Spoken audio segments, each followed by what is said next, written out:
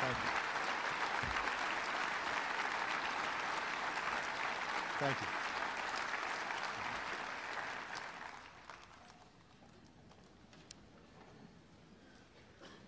Thank you, Governor. To all the families, first responders, to the community of Newtown, clergy, guests. Scripture tells us, do not lose heart. Though outwardly we are wasting away, inwardly we are being renewed day by day. For our light and momentary troubles are achieving for us an eternal glory that far outweighs them all. So we fix our eyes not on what is seen, but on what is unseen. Since what is seen is temporary, but what is unseen is eternal. For we know that if the earthly tent we live in is destroyed, we have a building from God, an eternal house in heaven, not built by human hands. We gather here in memory of 20 beautiful children and 6 remarkable adults. They lost their lives in a school that could have been any school, in a quiet town full of good and decent people that could be any town in America. Here in Newtown, I come to offer the love and prayers of a nation. I am very mindful that mere words cannot match the depths of your sorrow, nor can they heal your wounded hearts. I can only hope it helps for you to know that you're not alone in your grief, that our world too has been torn apart, that all across this land of ours we have wept with you. We've pulled our children tight. And you must know that whatever measure of comfort we can provide, we will provide. Whatever portion of sadness that we can share with you to ease this heavy load, we will gladly bear it. Newtown, you are not alone. As these difficult days have unfolded, you've also inspired us with stories of strength and resolve and sacrifice. We know that when danger arrived in the halls of Sandy Hook Elementary, the school's staff did not flinch. They did not hesitate. Don Hochsprung and Mary Sherlack, Vicki Soto, Lauren Russo, Rachel Davino, and Anne Marie Murphy. They responded as we all hope we might respond in such terrifying circumstances, with courage and with love, giving their lives to protect the children in their care. We know that there were other teachers who barricaded themselves inside classrooms and kept steady through it all, and reassured their students by saying, "Wait for the good guys. They're coming. Show me your smile." And we know that good guys came. The first responders who raced to the scene, helping to guide those in harm's way to safety and comfort those in need, holding at bay their own shock and their own trauma, because they had a job to do, and others needed them more. And then there were the scenes of the school children helping one another, holding each other, dutifully following instructions in the way that young children sometimes do. One child even trying to encourage a grown-up by saying, "I know karate, so it's okay, I'll lead the way out."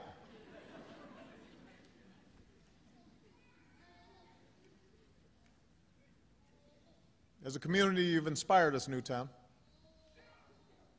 In the face of indescribable violence, in the face of unconscionable evil, you've looked out for each other, and you've cared for one another, and you've loved one another. This is how Newtown will be remembered. And with time and God's grace, that love will see you through. But we as a nation, we are left with some hard questions.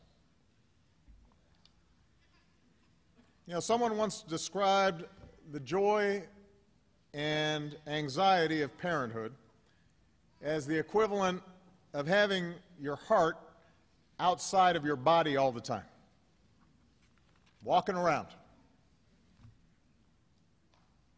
With their very first cry, this most precious, vital part of ourselves, our child, is suddenly exposed to the world, to possible mishap or malice.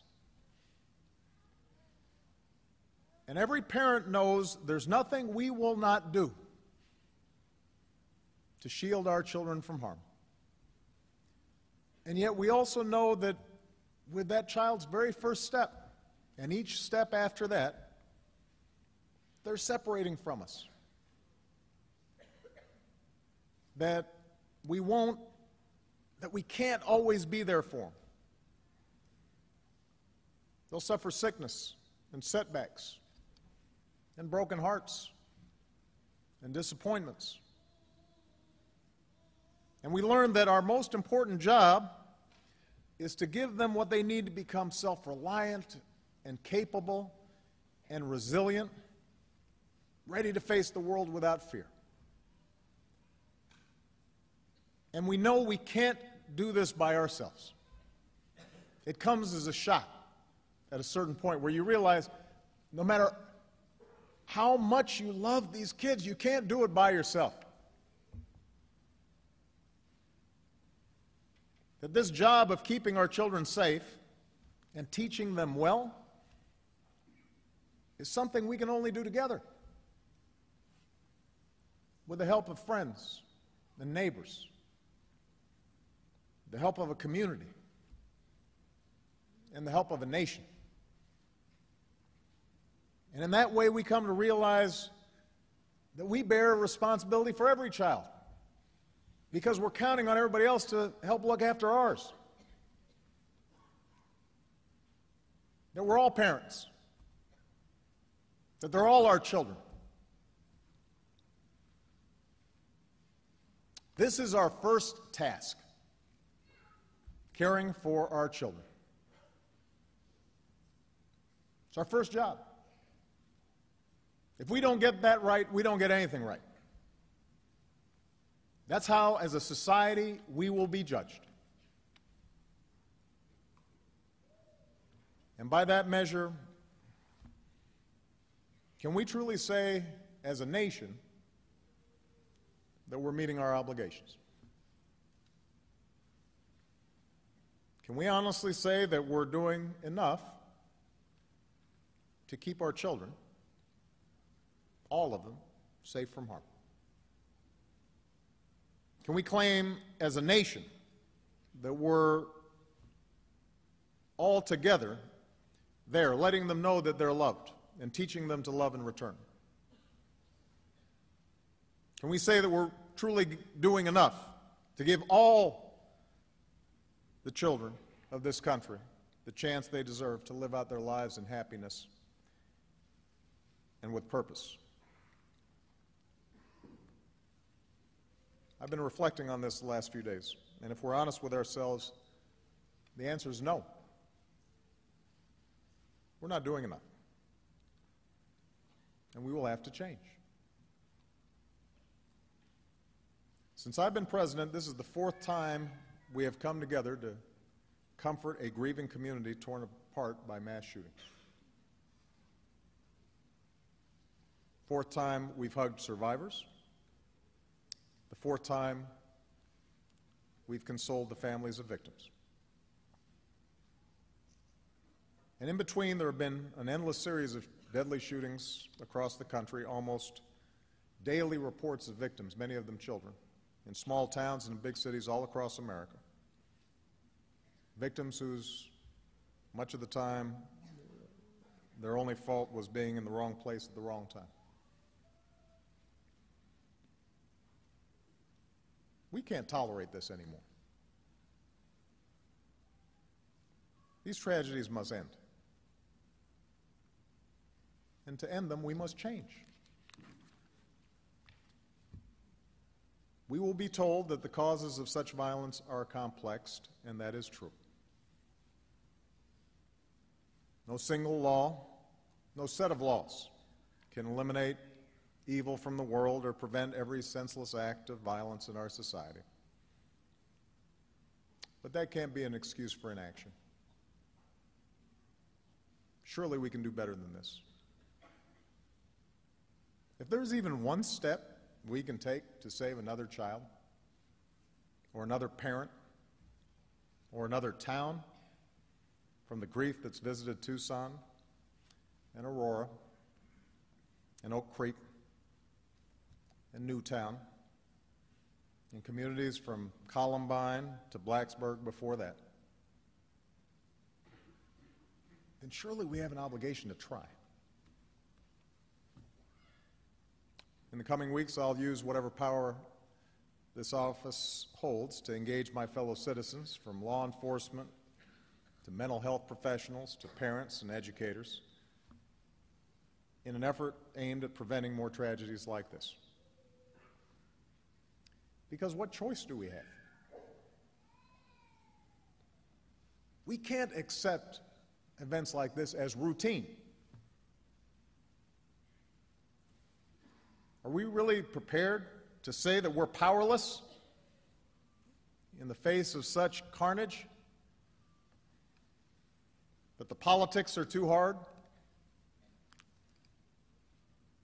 Are we prepared to say that such violence visited on our children year after year after year is somehow the price of our freedom?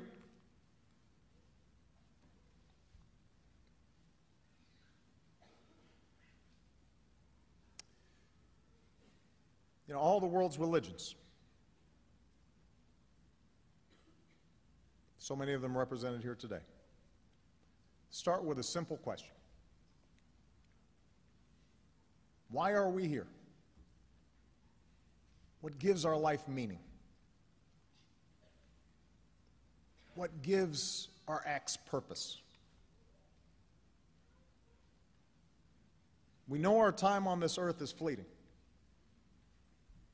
We know that we will each have our share of pleasure and pain, that even after we chase after some earthly goal, whether it's wealth or power or fame or just simple comfort, we will in some fashion fall short of what we had hoped. We know that no matter how good our intentions, we'll all stumble sometimes in some way. We'll make mistakes, we'll experience hardships, and even when we're trying to do the right thing, we know that much of our time will be spent groping through the darkness, so often unable to discern God's heavenly plans. There's only one thing we can be sure of, and that is the love that we have for our children, for our families, for each other. The warmth of a small child's embrace. That is true. The memories we have of them, the joy that they bring,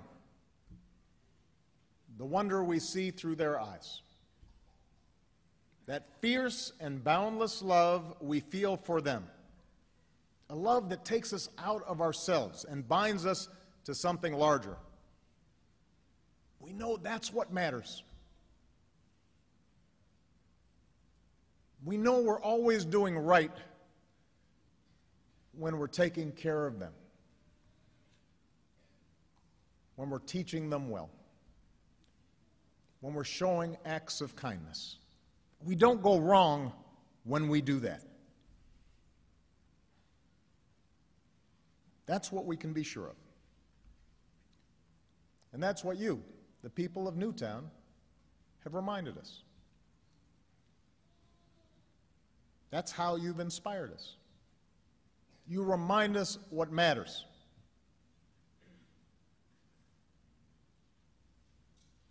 And that's what should drive us forward in everything we do, for as long as God sees fit to keep us on this earth. Let the little children come to me, Jesus said, and do not hinder them, for to such belongs the kingdom of heaven. Charlotte, Daniel, Olivia, Josephine, Anna, Dylan, Madeline, Catherine, Chase, Jesse, James, Grace, Emily, Jack, Noah, Caroline, Jessica, Benjamin, Avliel, Allison. God has called them all home. For those of us who remain, let us find the strength to carry on and make our country worthy of their memory. May God bless and keep those we've lost in His heavenly place. May He grace those we still have with His holy comfort. And may He bless and watch over this community and the United States of America.